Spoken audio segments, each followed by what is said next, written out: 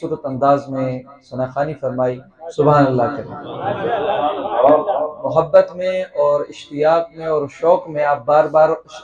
شہزادہ غوث الورا کہہ رہے تھے، تو وہ میں ضرور بیان کر دوں آپ کو کہ میں سید نہیں ہوں، ہم خادم ہیں غوث پاک کے، خادموں کے۔ تو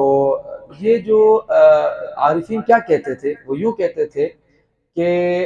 حقیقت میں آج وہ لیلۃ المعراج کی رات وہ ہے کہ جیسے قرآن میں اللہ تبارک و تعالیٰ نے اس طرح بیان فرمایا ہے کہ سبحان الذی اسری بعبدہ لیلا من المسجد الحرام الى المسجد الاقصى الذی بارکنا حولہ لنریہ من آیاتنا انہ هو السمیع البصیر، کہ پاک ہے وہ ذات یعنی اللہ، سبحان الذی پاک ہے وہ ذات، سبحان الذی سے اسی لیے ابتدا کی، اس میں راز یہ ہے کہ اللہ تبارک و تعالیٰ نے جب یہ واقعہ معراج کو قرآن میں ذکر کیا تو کہا کسی کو شک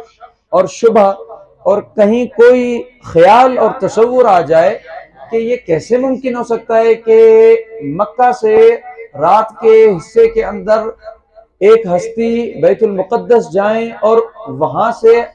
سماوات سبع کو پار کرتے ہوئے لامقام پروردگار سے ملاقات کر کے پھر واپس آ جائیں اور وہ وقت تھم جائے اور وہ جو وہاں آپ نے وضو فرمایا وہ پانی وہاں ابھی تک موجود ہو، بستر ابھی تک گرم ہو، یہ کیسے ممکن ہے؟ تو اللہ تبارک و تعالیٰ نے ہر اس ابہام اور ہر اس تخیل اور شک شبے کو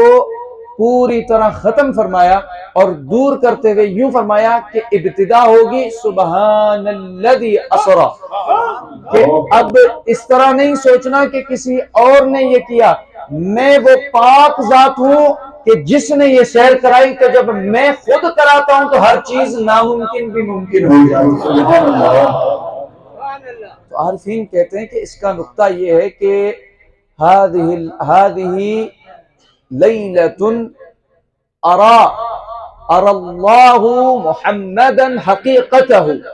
اس میں دو معنی ہے صلی اللہ علیہ وسلم، کہ آج وہ رات ہے شب معراج کی کہ جس رات میں اللہ تعالیٰ نے نبی کریم صلی اللہ علیہ وسلم کو پروردگار نے اپنی حقیقت کا جلوہ اور حقیقت کا منظر دکھایا، لیکن اسی کے اندر دوسری معنی بھی کرتے ہیں کہ آج وہ رات ہے جس رات اللہ تبارک و تعالیٰ نے نبی کریم صلی اللہ علیہ وسلم کو ان کی ہی حقیقت کا